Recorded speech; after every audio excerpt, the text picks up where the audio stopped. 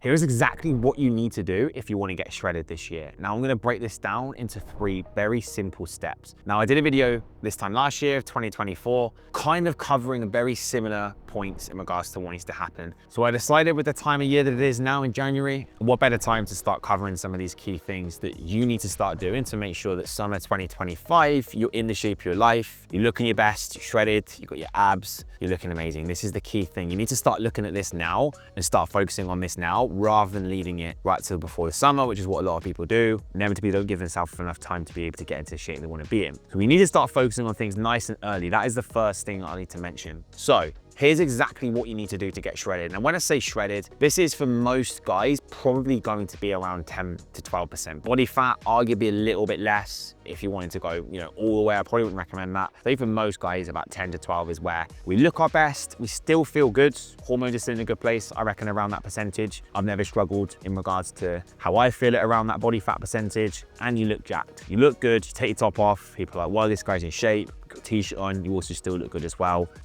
Arms popping exactly the way they want it to be. If you're a female watching this and you want a class where maybe where shredded would lie for you, I say around potentially like 18% body fat is a good healthy range for a woman to be, anywhere between like 18 even up to like 20-21%. Again, it's going to be very individual for the person depending on obviously where you carry body fat. You have some guys that have got abs at around 15% body fat because they carry a lot of their fat around maybe their lower back. I carry not a lot of fat, but I carry more of my stubborn areas around here rather than obviously with my 6-pack. I've always had abs, or for some people, even at like 12% body fat, they struggle to see their abs because they just have a lot of stubborn belly fat. So this is why it depends. It's very individual. For most people, I wouldn't worry too much about body fat percentages. I would just keep focusing on the way that you look and let that be the guidance as to whether you hit your kind of shredded threshold of where you want to be. So anyway, let's actually get stuck into this in terms of the points that we need to focus on. I'm going to keep this very, very simple because fat loss is very simple. It's not that complicated. Okay, I could have sat here and made 10, 20 points, but it would just make it more confusing for you. You'd probably be thinking about all these things that you've got to try and juggle, when actually it's quite simple in terms of what needs to happen. The first thing, and the most important thing, is you being in a calorie deficit. Now, if you want to get shredded, you want to get leaner, you want to lose body fat, if you do not do this first one, you are not going to see any progress whatsoever. The calorie deficit is essential. None of these other things even matter if you're not in a calorie deficit. You have to make sure that you prioritize that. Now, what is a calorie deficit? This is very simply just making sure that you are burning more calories than the amount of calories that you're putting in yourself every single day in terms of nutrition, in terms of food. That's what we need to be focusing on. How do we do that? Now, we do that by making sure that I'd say for most people, if you want to very, very simply put yourself in a calorie deficit without doing too much maths, I'd eat around 10 to 12 calories per pound of your body weight. This is very simple. If you're a 200-pound male, roughly around 2,000 calories per day. You might be thinking that seems quite low. Obviously, if you're quite active, you could probably eat a little bit more than that. The key thing really is just setting yourself an amount of calories and then just experimenting that. I'll leave a calorie calculator in the bio of this video. It's our free one at FitLab. You can use it. You can get a good, maybe accurate kind of measure in terms of how many calories you should be consuming each day. And then you can kind of see where things lie with that. When you've done it for a week, or you've tracked your calories for a week, the amount of calories that you should be consuming, you will see whether you're in a calorie deficit. Now, if you have lost weight that week, you should be aiming to lose around 0.5 to 1% of your body weight per week. This is a good amount of fat loss. If you've lost that weight, you know you're in a calorie deficit. Keep moving forward. Calories are about right. If you haven't lost weight in that first week, maybe calories could be a little bit high. You could possibly bring them down a little bit. So roughly making sure that you are losing weight each week would dictate whether we're in a calorie deficit. We have to make sure this happens. The easiest way to guarantee calorie deficit is tracking your calories. Makes sense, right? If we're tracking the data and in terms of what comes in our body, we know it's predictable progress in terms of making sure we're hitting the right amount of calories. If we don't track, you can still lose weight because you can still be in a calorie deficit. Are you going to get shredded super quick? Probably not. When things get hard, are you going to know what cards to play?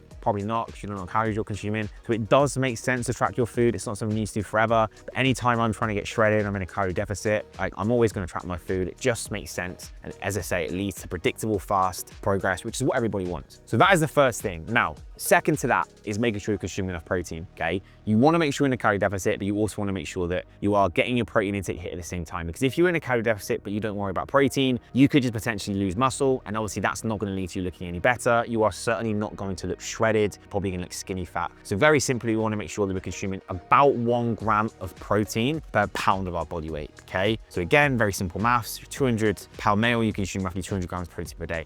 And if that seems like a lot, you feel like you've got quite a lot of body fat to lose, you can can do this. What's your ideal weight you would like to be? Do you want to be 180 pounds? Do you want to be 160 pounds? Hit your protein intake on that. So you want to be 160 pounds, 160 grams protein per day. This just makes it a bit more of a realistic target for some people that might be thinking, geez, that's quite a lot of protein. So that's realistically what you want to be focusing on. And then just make sure you're consuming mainly good quality food. 80 to 90% of your food intake should be good quality whole foods, nutrient dense. If you want to eat a little bit of shit alongside, it doesn't really matter. You don't need to be perfect, but just make sure most of what you're consuming is the type of food that comes out of the ground or out of the sea, animals, like out of a tree. These are the type of foods that are good quality whole food, okay? So most of our diets should be around those. Type of foods, if you were to like leave them in your office, in your house, and go on holiday and come back for a week, they should smell and look awful and look like shit, rather than if you to come back from a holiday and, you know, you see the food that you've left there and it looks exactly the same. That means it's very processed and it's got a lot of additives and stuff inside of it to make it preserved and stay there for longer.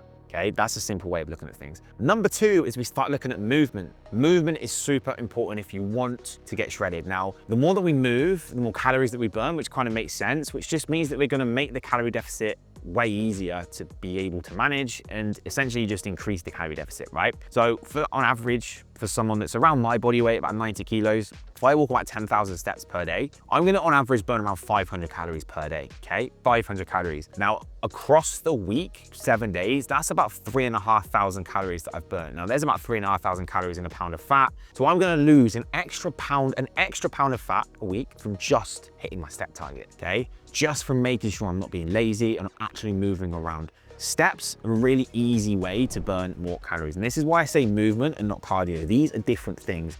This is classed as NEAT, which is non-exercise activity, which is the things that are not associated with exercise. This is just being more active, okay? Walking to school to pick your kids up, parking your car a bit further away from the office so you get more steps in, going for a walk at lunchtime and maybe doing some calls instead of just sitting in the office and doing fuck all. You know, doing a lot of these things have been a very simple hacks in life at the moment. You can probably think to yourself, I could probably get some more steps in there. They add up. A lot of people come to us and, I can only do like 5,000 steps, I'm really busy. Bullshit. There is ways you can increase your step target. You're just being lazy. You need to think outside the box and you need to prioritize your movement, because if you prioritize this, you're going to get better results. Trust me, when it comes to sustaining being lean and keeping low body fat, if you do not move around, you are going to really, really struggle. One of the biggest reasons why I manage to stay in shape year after year is because I get at least 10,000 steps in every day.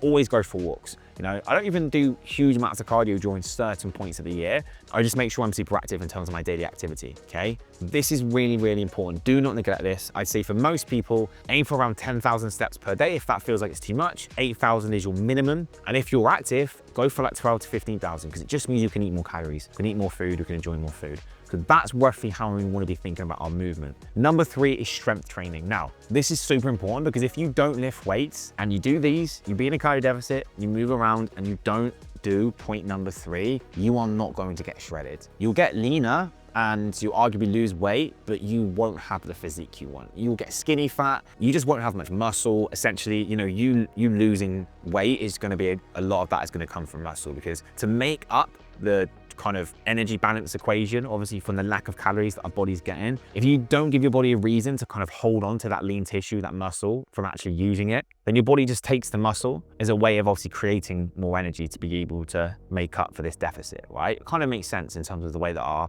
body works. So this is why your strength training is so important, because if you're lifting weights and you're giving body signs that you need this muscle, you're getting stronger in the gym, you're getting hench, this means that your body's not going to lose the muscle because it needs it, because you're breaking down muscle fibers and your body thinks that it needs to hold on to it, it needs to get stronger, it needs to adapt to the new demand that it's being put through. So inevitably you don't get skinny fat, you get shredded, okay? This is why strength training is so important. If you're trying to lose weight, you don't just want to focus around the calorie deficit part, the movement part, you need to focus with the strength training as well. And I always have this conversation to a lot of the time I speak to women who are like, yeah, I just can't get that tone physique. I can't seem to get my, my body to look a certain way. I've lost quite a lot of weight before, but I've kind of gained it back. And I just can't get that like definition, that defined look. This is why. Classes, running, cardio, spin, HIIT, whatever, it doesn't do the same as what strength training does, which is why strength training is so important. So if you are a lady watching this and you're not lifting weights at the moment, hate to say it, but you're never gonna get the results you want. You're never gonna have the body that you want. You're never gonna look the way that you wanna look in your bikini because you are just not giving your body the right signs. Now, I say for most people, 3 to 4 sessions a week lifting weights, more than enough. You're gonna get great results. The most important thing to think about is progressive overload, and that is actually getting stronger session to session. So we put more demand, we place more stress on our body, and it grows back stronger. This is the biggest and most important thing when we're training, okay? Tracking your workouts a bit like you're tracking your nutrition, and effectively you're gonna make sure that you actually progress, you get stronger, you build muscle, and you look insane,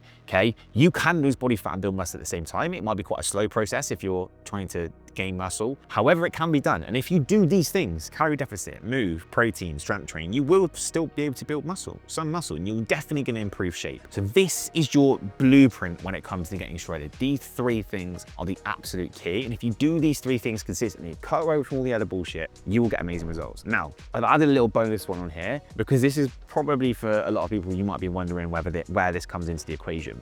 Cardio. Now, you can get shredded without doing cardio. You don't need to do any cardio whatsoever to be able to get a 6-pack and look insane. I remember examples of guys I've worked with, maybe put some on the screen right now, where we've literally done hardly any cardio. Maybe they've just played sports at the weekends, which technically is cardio, but it's not the type of cardio that you're probably thinking of. And they've just done lots of steps and they've got shredded. They've got an insane shape because you don't need to do cardio to be able to lose body fat. You don't need to do cardio to get shredded. However, if time permits, and you want to make the process faster and maybe slightly easier and eat more food, cardio does help because all cardio does is it's just a tool to burn more calories, okay? If you burn an extra, say, 300-400 calories a day from just doing some work on the treadmill or the stepper, again, if we look at that across the week, that is going to equate to more calories being burned, which just means the calorie deficit is going to be bigger, fat loss is going to be faster. So it just makes sense, but it's not essential because if you are moving around enough and your calorie deficit is where it needs to be and you're strength training, you can still be in a deficit of around 500, which means you're still going to lose body fat at a really good rate, at a sustainable rate without doing any cardio. I would just say over time, as things start to get maybe a little bit stale with potentially with your progress, using cardio as a tool can help. And that's generally what we do with our clients at FitLab. We'll kind of over time increase their cardio if time permits with their schedules so that they can lose body fat faster. And then when we get to where they want to get to, we don't need to do as much cardio and we can slowly bring it down on the back burner and then bring that kind of back out and get into maintenance. And then if they decide they want to go and do, you know, high roxes or run or whatever, like of course we can start bringing the cardio back in again because it's important. But to actually sustain low body fat and stay in amazing shape, you don't really need to do much cardio. You can just literally focus on these 3 things here, maybe not the deficit when we're already shredded, because when we're shredded, we don't need to be in deficit anymore. We go to maintenance and we can maintain our physique. We can look jacked all year round. We don't need to worry about dieting. So guys, that is very simply my blueprint to how to get shredded in 2025. I hope you found this video useful. If you action all these things, you will not struggle to lose body fat. But if you want someone to lay this out for you, if you want the added accountability, which to be honest is the most important thing when it comes to going through this journey, you know, you want all the thinking taken out of it for you. You don't want to have to make these decisions on your own. This is exactly what we do at FitLab, day in, day out with our clients. We get them shredded and we give them the exact blueprint of how to stay in shape for the rest of their life, so they don't need to go back and do this again year after year. And if you want some help doing that, I'll leave a link below. Fill out an application to work with us. I'll get back to you with some further details. Apart from that, guys, make sure you smash the like button, make sure you hit the bell notification so you're notified every time I post. Subscribe for future content, and I'll catch you in the next video.